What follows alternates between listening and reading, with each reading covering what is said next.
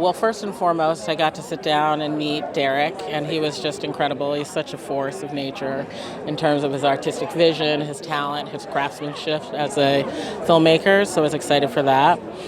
The cast was exceptional. That was a huge draw. Channing, who does not disappoint in this film at all. He's really quite exceptional, along with Kirsten, who is just fantastic.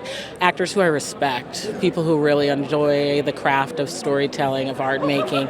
Pete Dinklage, Lakeith, Peter Dinklage, Lakeith Stanfield, Juno Temple.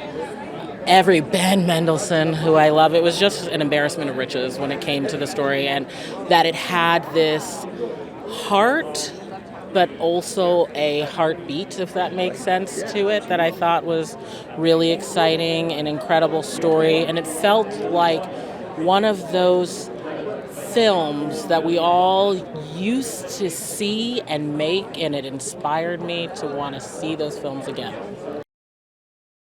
I think the twist of the film for me was the pursuit of right.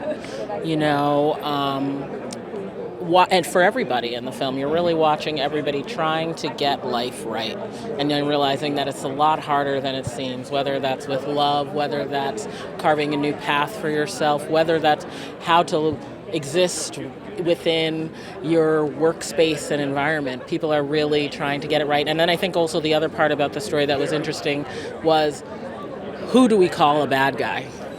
How do you define the bad guy? Because the bad guy is Robin Hooding, but then you come across some other characters who are doing some not so great things in their own station, and I think it really pushes and pulls against that in an interesting way. I think the thing that I hope most that audiences take away, that we are not our mistakes. We're not just our mistakes. I think that's probably the greatest thing.